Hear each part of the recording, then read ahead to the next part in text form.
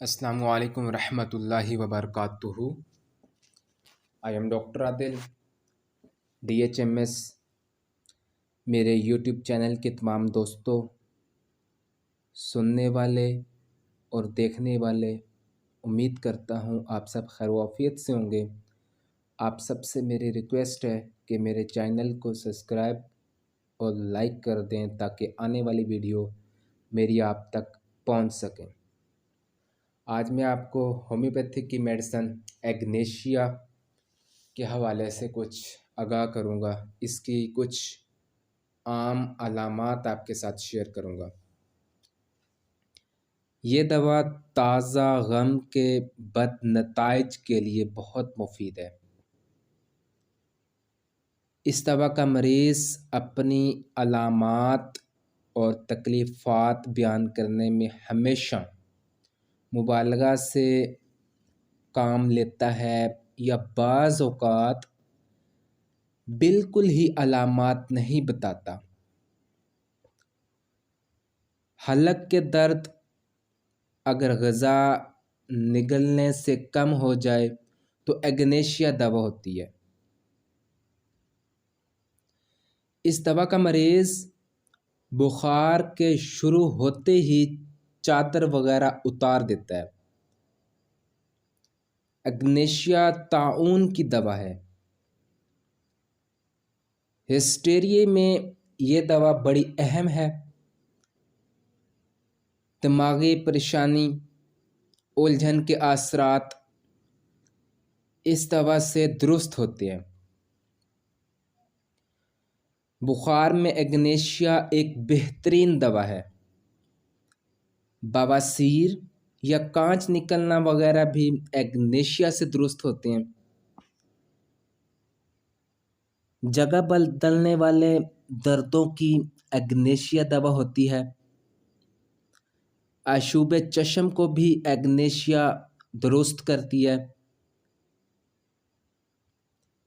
جسم کے جلد کے اندر چونٹیاں رکھتی ہوئی محسوس ہوں، اگر اعضاء سن ہو جائیں تو ایگنیشیا دوا ہوا کرتی ہے۔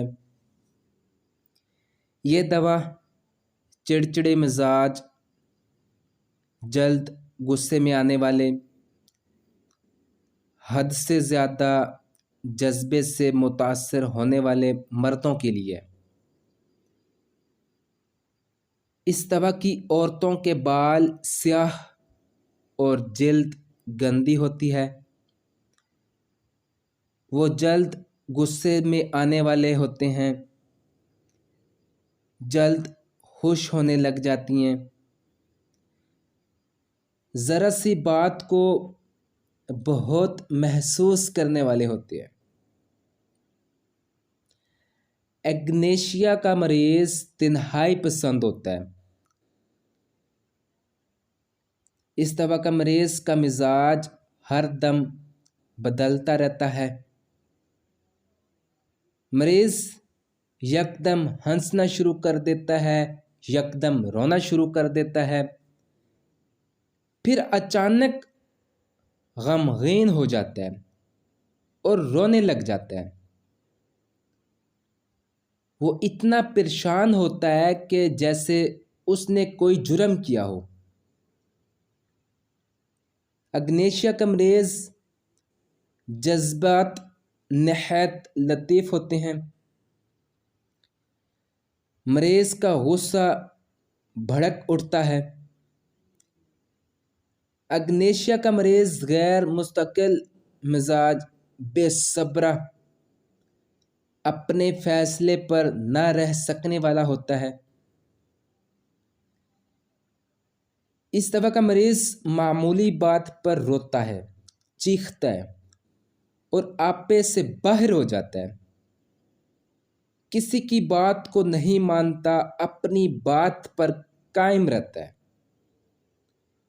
وہ شورغل سے ڈرتا ہے لیکن خود ہر چیز میں بے پرواہی دکھاتا ہے۔ ایگنیشیا کا مریض اگر صبح کے وقت دماغی کام کرے، اس کی پریشانی میں اضافہ ہو جاتا ہے۔ جس کی وجہ سے وہ بد مزاج بن جاتا ہے اور بے پرواہ بےہودہ حرکتیں شروع کر دیتا ہے۔ اگنیشیا کا مریض غصہ کرنے کے بعد اکیلے بیٹھ کر چپ چاپ افسوس کرتا رہتا ہے۔ اس طرح کا مریض کسی اندرونی غم سے اپنے آپ کو دبا ہوا محسوس کرتا ہے یا دباؤ میں محسوس کرتا ہے۔ وہ خیالی تکلیفات پر پریشانی کو اپنے اوپر طاری کر لیتا ہے۔